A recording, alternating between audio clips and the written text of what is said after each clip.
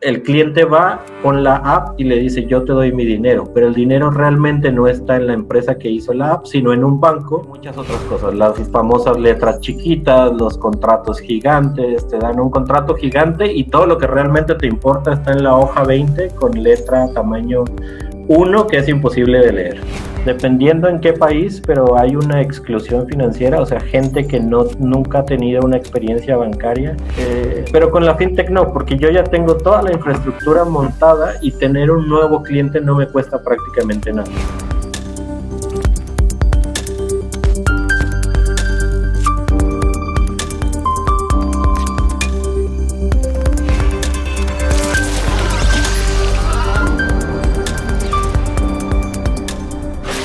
Sin embargo, como empresa tecnológica que desarrolla una app para captar el dinero, el cliente va con la app y le dice yo te doy mi dinero, pero el dinero realmente no está en la empresa que hizo la app, sino en un banco con el cual el emprendedor hizo un trato. Es como una correduría, por decirte algo. O sea, el sistema solo es el sistema por el cual fluye el dinero, pero el dinero está respaldado en un banco de ladrillo con las políticas de riesgo de un banco de ladrillo. Sí. Y no te estoy hablando de startups pequeños, por ejemplo, Nubank así funciona. Okay. Nubank está creciendo muchísimo, es un banco de Brasil. Y es bien interesante porque la filosofía de Nubank es, Nu significa desnudo en portugués, Okay. y viene de... El creador de Nubank es alguien que trabajaba en fondos de inversión, no recuerdo, Rock algo. Bueno, lo mandaron a Brasil justo a llevar la parte LATAM del fondo, y así como aquí en México por seguridad no te permiten utilizar el teléfono en el banco, en Brasil, que hay zonas más peligrosas, incluso te llegan a pedir que el teléfono lo dejes en la entrada, que dejes tu mochila, y lo que decía el fundador es prácticamente me desnudan. Entonces, y además de que hay muchas otras cosas, las famosas letras chiquitas, los contratos gigantes, te dan un contrato gigante y todo lo que realmente te importa está en la hoja 20 con letra tamaño 1 que es imposible de leer. Sí. Entonces su filosofía va a ser, mi banco es desnudo, refiriéndose a la transparencia. Yo no voy a darte letras chiquitas, yo no, no tengo sucursales, entonces no necesitas venir a la sucursal. Decían algo que es, cuando entras al banco es como si tu vida se detuviera, porque no puedes hablar con nadie, porque te quitan el teléfono, no puedes hacer nada porque tienes que estar parado haciendo fila. Entonces es como que la media hora que estás en el banco es como una cámara del tiempo donde el mundo es uno y tú estás en otra entidad completamente diferente. Es un espacio, es un hueco en el espacio-tiempo. Entonces ellos dicen... Sí, la verdad es que yo creo que muchos te dirán que no hay cosa peor que tener que ir al banco. Y peor si es hacer un reclamo o a cerrar una cuenta. Es horrible, es la burocracia más espantosa del mundo, creo. Así es.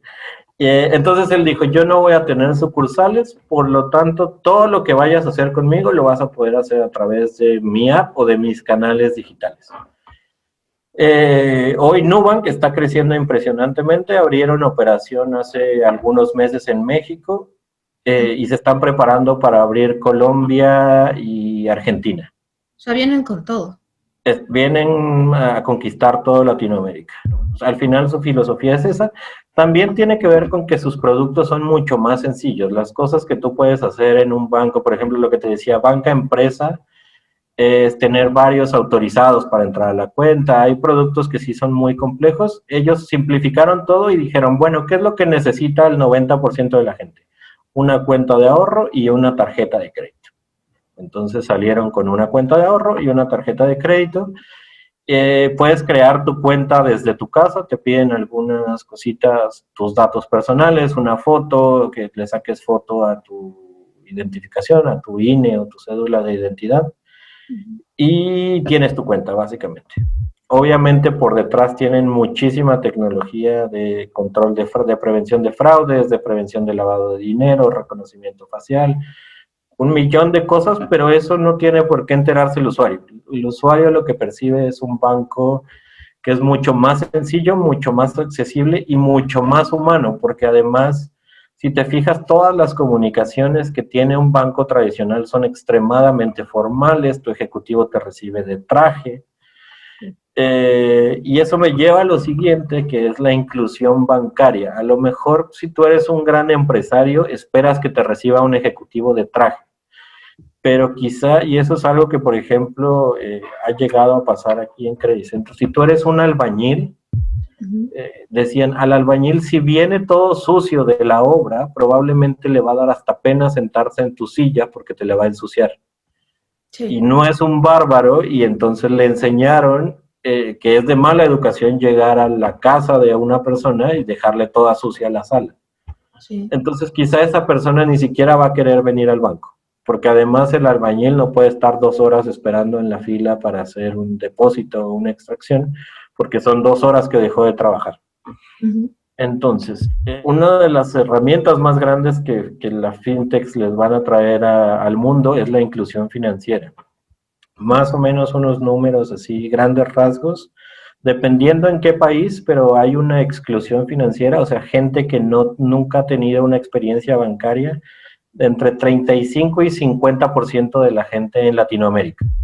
Obviamente mucho más acentuado en comunidades rurales o en comunidades urbanas de pueblitos pequeños, por ejemplo, donde no hay, a lo mucho hay un cajero o no hay ni un cajero. Justamente la estrategia de Electra, por ejemplo, con Banco Azteca fue llegar a todos estos lugares donde ya tenían una sucursal de Electra y donde pueden montar un banquito, pero en general los bancos no estaban preparados para atender a esta gente ni les interesaba, porque el costo de emisión de una cuenta, aunque tú le estés dando tu dinero al banco, pero te tienen que imprimir una tarjeta, muchas veces con tu nombre, lo cual lleva toda una logística, unas certificaciones de seguridad especial para manejar tarjetas nominadas, le pagan una comisión a la persona que te vendió la cuenta o que te hizo las gestiones, porque muchas veces ni siquiera hacen una buena labor de venta, y tienen que mantener sucursales que además tienen una bóveda, le pagan a las empresas de seguridad, pagan alarmas. Las sucursales para un banco son carísimas. Y todos estos costos, de una u otra forma, se los terminan transfiriendo al usuario. Por lo tanto, y además esa población vulnerable, que gana menos de 2 o 3 salarios mínimos, ni siquiera es rentable para el banco porque probablemente no le puedes dar un crédito, porque es muy probable que no te lo pague. O por lo menos numéricamente es probable que no te lo paguen, porque claro, hay algunos estudios que dicen que los de menos recursos a veces son los que mejor pagan. Entonces dejas a esta gente que de por sí tiene escasos recursos en las manos de usureros o de empresas como estas casas de electrodomésticos que les dan tasas altísimas, terminan pagando en un año a pagos semanales 3 o 4 veces lo que vale el producto que compraron. Literalmente es más caro que ir a una tienda departamental con un servicio peor, una garantía peor y un precio mucho más alto. Y bueno, porque no tienen una cuenta, no hay un historial. De nuevo, el precio también atiende al riesgo, te cobro muy caro porque si no me pagas tú, le tengo que cobrar a otras 5 personas para recuperar lo que tú no me pagaste. Pero con la fintech no, porque yo ya tengo toda la infraestructura montada y tener un nuevo cliente no me cuesta prácticamente nada. Me va a costar $5, a lo mejor porque hice unas validaciones de seguridad, porque te envié una tarjeta, pero ya está. O sea que, a ver, esto de la fintech, en una de esas puede ser la salvación, digamos, a nivel mundial de la crisis económica que viene por la pandemia, ¿no? Así es, porque además hay estudios del Banco Mundial que dicen que justamente una de las razones por las que no evolucionan los países subdesarrollados es por la falta de ahorros bancarios. Si no hay ahorros bancarios, no hay tanto dinero que prestar y no hay tanto dinero que invertir. Claro. Y entonces, si no inviertes, no hay investigación y desarrollo. Si no hay investigación y desarrollo, no hay crecimiento sostenido. Y básicamente no existes, Mike, tampoco. Exactamente, y no existes porque ese es otro dato interesante. De las dos Los dos rubros que más información tienen sobre ti como persona es primero el sector salud, porque tienen todos tus récords médicos, y luego el sector financiero, es de los sectores que más información suelen tener sobre una persona. Y ahí entran otros roles interesantes de las fintech. Y decías ahora qué oportunidades hay para, por ejemplo, innovar en la fintech. Es un poco polémico por todo lo que hay de GDPR y el manejo de información, pero toda la información que tiene el banco de ti, si la usan para bien, para tu beneficio, es un banco de información súper poderoso. O sea, te permitiría a ti como persona hacer un montón de cosas con esa información. Por ejemplo, no sé, clásico, para rentarte una casa tienes que llevar un aval con propiedad, eso es dificilísimo, ¿no? Si el banco pudiera proporcionar esa información a tu arrendatario, obviamente limitada con tu autorización y todo, pero el arrendatario también tendría, perdón, el arrendador tendría una certidumbre de que tú tienes unos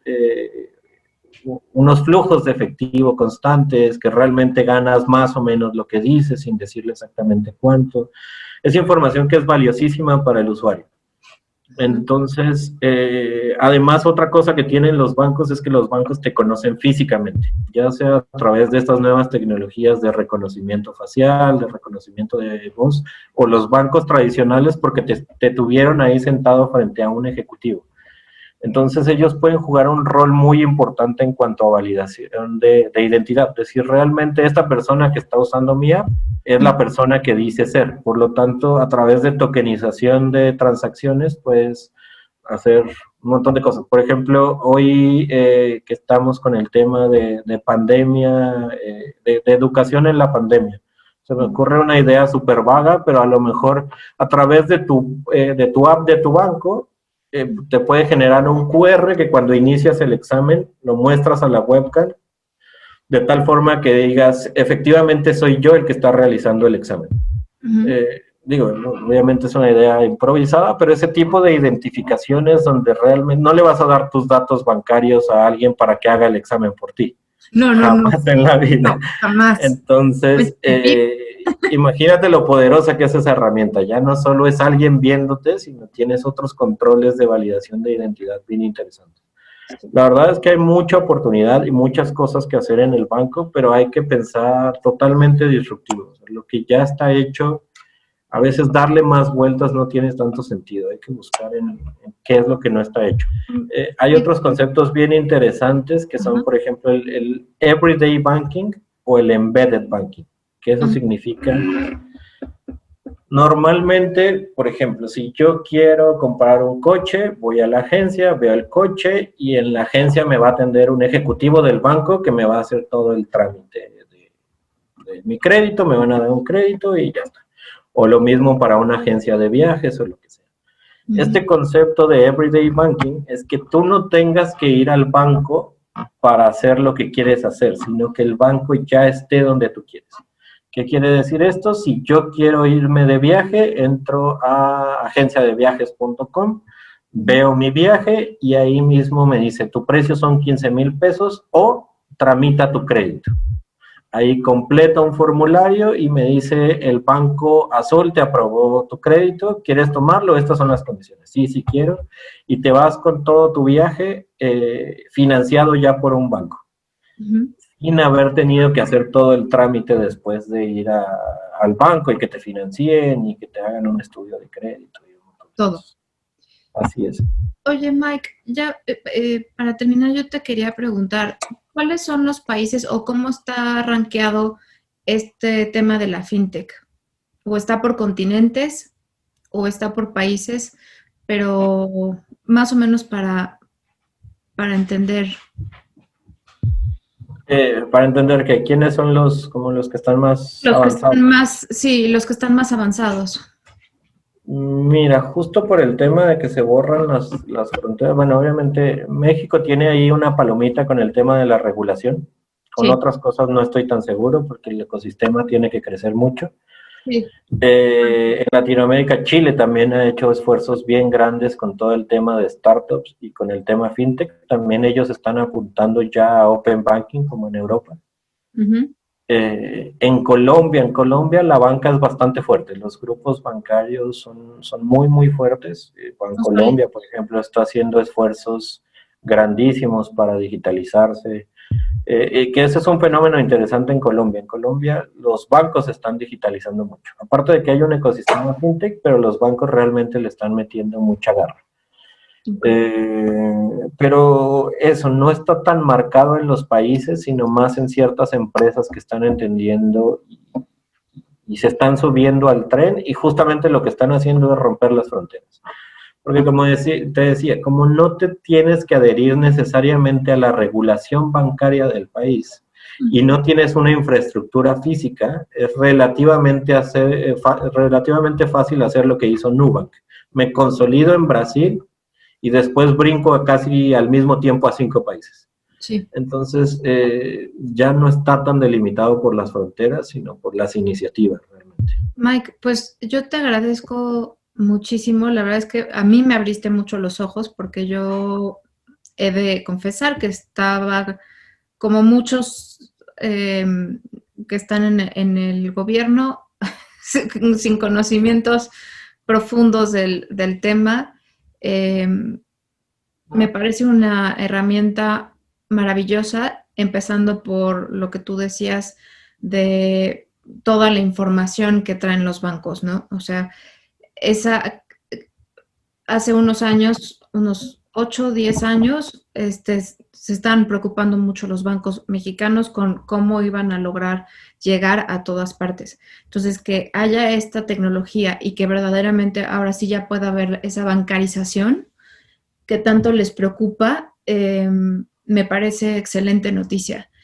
Y pues me encanta saber que hay más oportunidades, además del banco, donde puede uno buscar ser disruptivo, ser innovador, buscar nuevos nichos de mercado y como tú dices, no hay barreras. Entonces es maravilloso. No, no es como armar un negocio a la antigüita, ¿no? Tienes que ir ante notario y la cantidad de cosas que tengas que hacer de papeleos dependiendo de cada país. Pero bueno, esto definitivamente suena a que sí, sí puede ser una gran oportunidad para las siguientes crisis económicas que siempre hay, ¿no? Así es, totalmente de acuerdo. Y hay un mundo de oportunidades también para los emprendedores en varios temas de fintech. Eso, manejo de información y big data es importante. Blockchain también es una de las grandes promesas del futuro de muchas industrias, pero entre ellas las finanzas. Sí. El tema de identidad digital muchísimo y todo el tema de medios de pago, lo que te decía. Pagos QR viene fuertísimo en el tiempo. Ujú. Como los Y coreanitos. ahí hay oportunidades. Así es. Ellos ya están esperando en México hacerle así y no lo logran porque no hay todavía Tal la cual. terminal o no sé qué es lo que se necesite para Sí, leerlo, pero ellos ya están esperando pagar como en su país. así Pero es. bueno, ahí iremos poco a poco. Mike, me encantó que estuvieras aquí con nosotros. Me encantaría volverte a invitar para ahondar un poco más, a lo mejor en esta parte de los emprendedores, que pues es más nuestro público y que seguramente van a tener preguntas al respecto. Júralo que te las voy a estar mandando a lo largo de la semana cuando ya esté esto arriba en YouTube.